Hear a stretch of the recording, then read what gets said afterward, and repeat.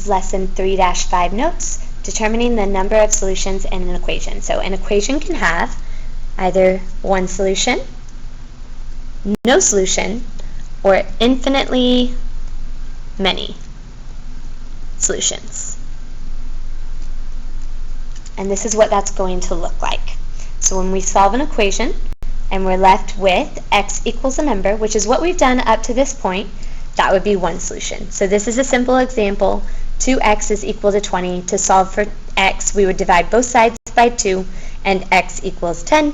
When your variable is equal to a number, what that means is that that number is the only number that we can plug in for x or substitute in for x to make this statement true. So the only number that I can plug into x here is a 10, because 2 times 10 equals 20. Right? So since a variable remains in the answer, there's only one solution. Right? This is what we get whenever the variables completely cancel out. So there's either going to be no solution or infinitely many solutions. All right, so in this case, if I have 3x plus 4 equals 3x, I would subtract 3x from both sides. All right, and what's going to happen in this case is our variables would cancel out. 3x minus 3x is 0 on the left side, but I don't have to write 0 plus 4. I would only write the 4. But on the right side, we need a placeholder. So 3x minus 3x is also going to be 0. And because 4 is not equal to 0, that's what this line drawn through the middle means. It's a false statement, so there's no solution. That means there isn't a number that we can plug in for x to make this true. Right? And if you think about it, it would be because on the left side we have a 3x, and on the right side we have a 3x. So this is always going to be the same no matter what we plug in for x. But on the left side of the equation, we'll always be adding 4 to whatever this is. And on the right side of the equation, we're not adding or subtracting anything. So these are never going to be equal. Okay, infinitely many solutions. All right, here's another example. So 4x plus 2 equals 4x plus 2. If you'll notice, both sides of the equation are exactly the same. So when we're solving this equation, when we get to the point where we're subtracting 4x from both sides, our variables are completely gone. They completely disappear because 4x minus 4x is just 0. So on the left side, we'd be left with a positive 2. And on the right side, we'd be left with a positive 2. And because this statement is true, that means that we can plug in any number or all values for x, and it's always going to be true. So what that means is if I plugged in a 1 for our x, 4 times 1 is 4. 4 plus 2 is 6. So 6 would be equal to 6. Okay, if I plugged in a 2 for x, 4 times 2 is 8. 8 plus 2 is 10. So 10 would be equal to 10. All right, so no matter what, the left side of the equation is always going to equal the right side of the equation. All right, so that's when we would have infinitely many solutions. Okay, so let's look at our examples. Okay, our directions for numbers 1 through 4 say solve each equation. Determine whether the equation has one solution, no solutions, or infinitely many solutions. So we solve using our normal steps. All right, we start with the distributive property if there are parentheses. So that's what I would start with. 7 times m is 7m. 7 times 2 is 14. Okay. And then on the right side, 1/3 times 21m is 7m. 1/3 times 9 is a positive 3. Anything we didn't use, we bring down. So I'm going to bring down my equal sign, my minus 5, and my minus 6 on the right side. From there, my second step is to combine like terms on each side. So I look at one side of the equation at a time. On the left side, I can combine the constants. So there is a positive 14 and a negative 5. When I combine those two numbers, I add them together. So positive 14 plus a negative 5, or just simply 14 minus 5, is going to be a positive 9. Okay, on the right side, I can also combine my constants. So there's a positive 3 and a negative 6, which is going to give me negative 3. I'll write it over here to the right so that I can bring down my 7m. And then on the left side, I need to bring down my 7m as well. Okay, and then because this is a positive 9, I'm just going to put a plus sign between them. All right, I can already tell that my variables are going to cancel out because they have the same coefficient. So I'm going to subtract 7m from the right side. What I do to one side, I have to do to both. But what happens is our variables are completely gone, leaving me with a positive 9 on the left side and a negative 3 on the right side. So because those numbers do not equal each other, our answer is no solution.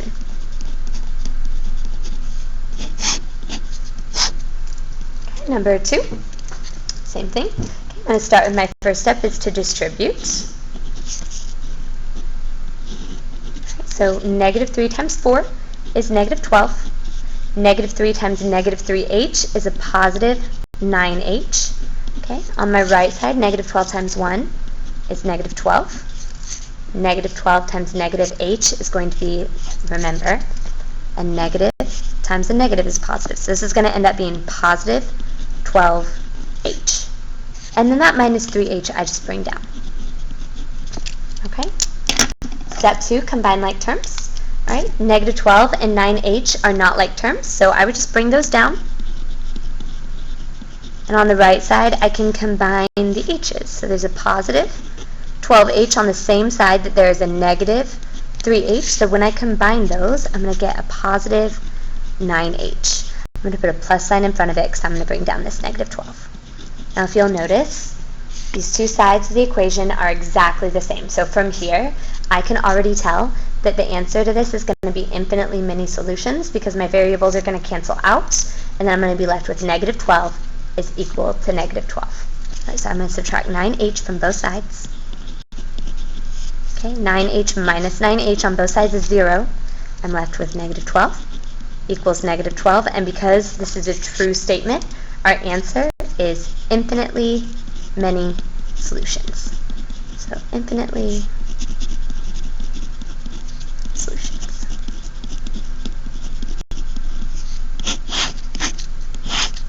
Okay, number 3. A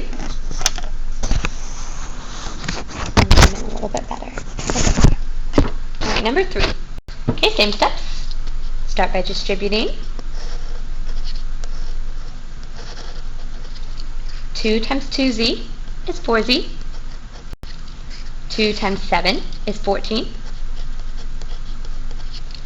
1/2 times 6z is 3z. And 1/2 times negative 12, so make sure to pay attention to the signs, will be negative 6. And then that minus 2, I just bring it down. Okay, my next step, combine like terms.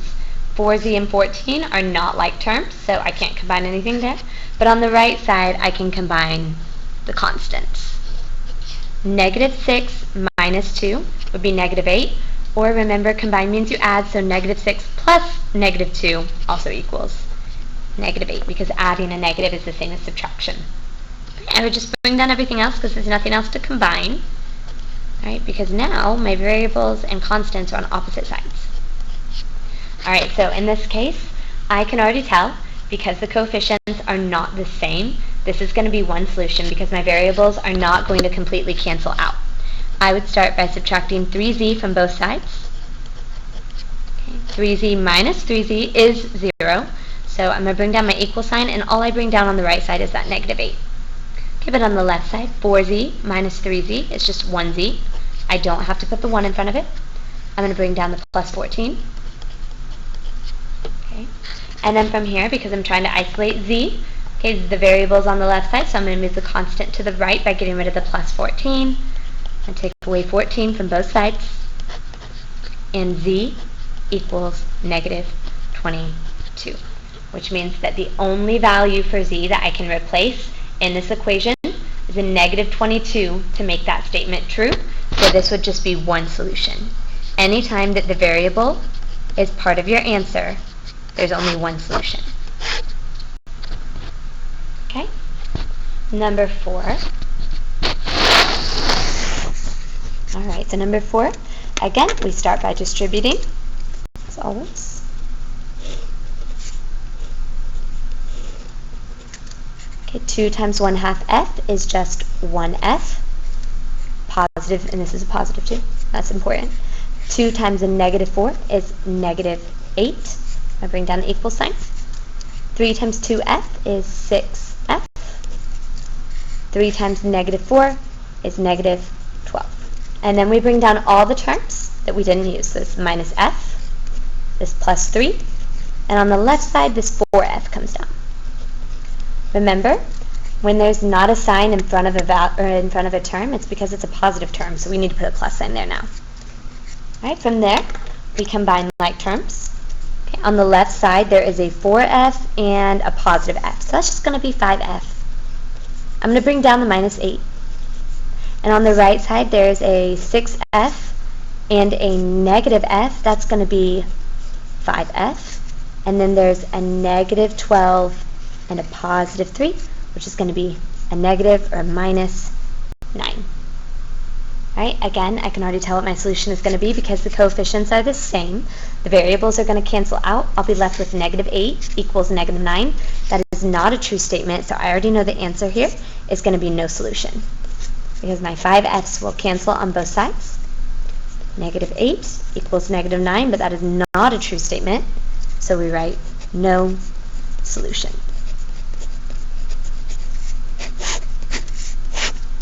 And flip to the back.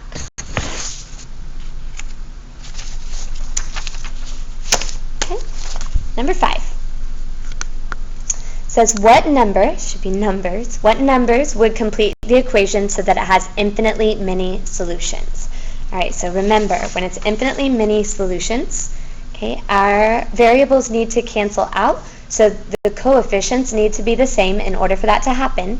We also need our constants to be the same, all right, so that there are infinitely many solutions because the left side needs to equal the right side. So on our notes here, okay, we're going to underline infinitely many solutions, and we're going to write same coefficients, and we're going to write same constants. So, number 5, we're just going to simplify. We're going to simplify the left side so that I can see what my coefficient and what my constants need to be in order to make the left and the right side look exactly the same. So I'm going to distribute first. 5 times 6b is 30b.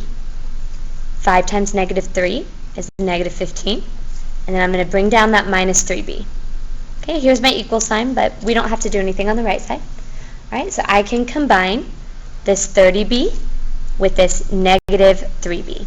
30b minus 3b is just 27b. Okay, I'm going to bring down my minus 15. All right, so I get 27b minus 15 needs to be equal to the same coefficient, same constant, so 27b, and then because the minus sign is already there, 15.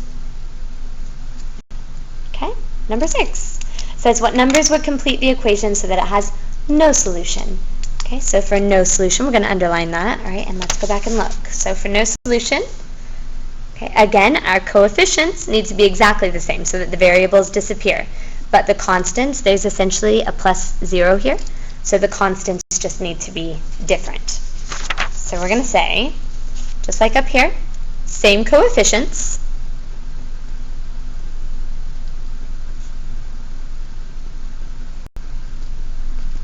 but for infinitely many solutions, it was the same constants. Here, it is going to be different constants.